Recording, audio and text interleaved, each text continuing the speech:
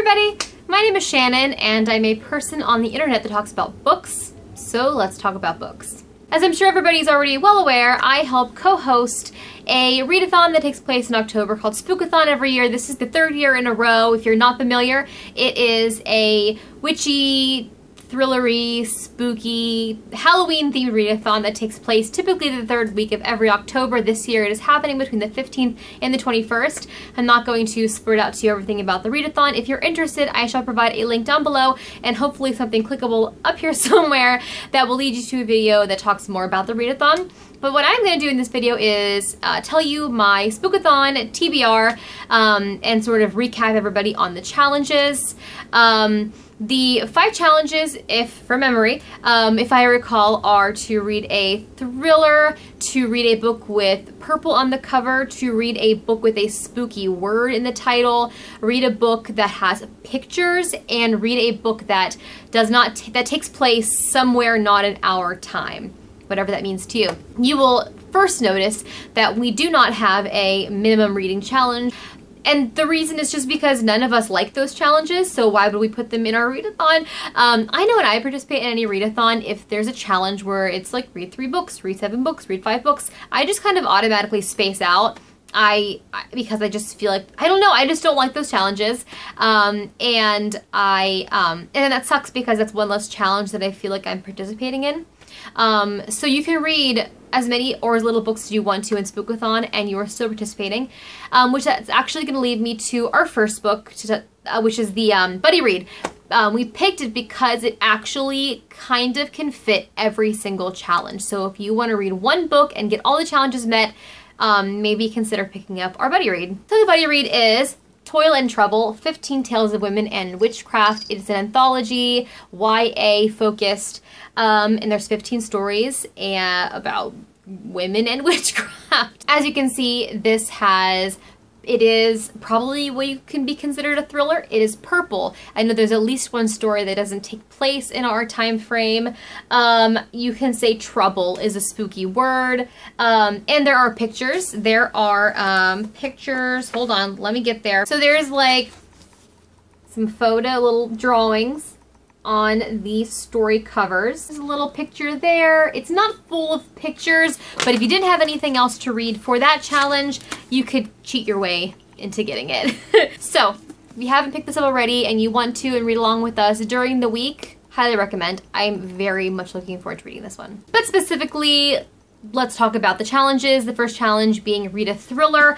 For that, I'm going to be reading I Am Still Alive by Kate Alice Marshall. It's about a girl that is lost in the Canadian wilderness. Wait, it's not, no. Is she in Alaska? Oh Lord, she's in Alaska. She's in the Alaskan wilderness, and she has to survive. Okay, that's kind of scary to me.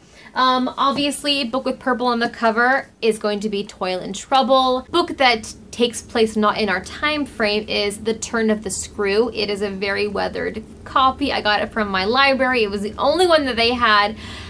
This is going to be my biggest challenge because it is a classic. It was written in 1899, I think. Definitely the 1890s by Henry James.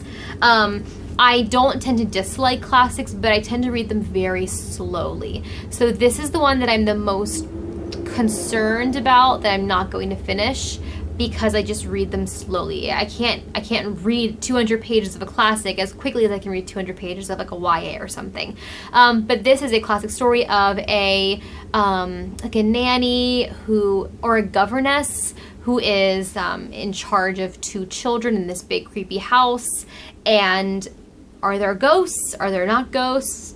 That's about as much as I know about this. So, going into it with great promise. And my last book is going to have 2 challenges attached to it, which is to read a book with a spooky word in the title and a book with pictures. And I am reading more scary stories to tell in the dark. I mean, I think that this series of stories illustrated by Stephen Gamble is the ultimate Halloween creepy picture read. I mean, I now have 3 of these. Let me see, they're all over here. I have 3 of these books. They are the spookiest things. The stories themselves are not very scary, but the illustrations are terrifying. I mean, these are children's books, and they're just so creepy But so good too. Who's that creepy nice lady looking at you?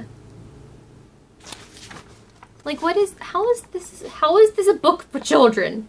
This is barely a book for me. So there's definitely pictures in here, super well illustrated pictures. And the spooky word in the title is the word scary. I mean, I can also say that for trouble or toil.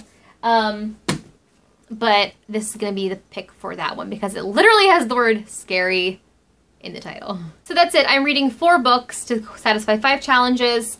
There they are. I'm pretty confident I'm gonna get these 2 read.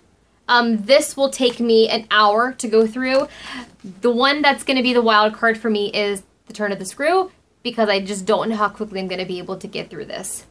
We're gonna hope and we're gonna pray. So let me know, are you participating in Spookathon this year? If so, I want to know what your favorite challenge is and what book you're going to read for that challenge.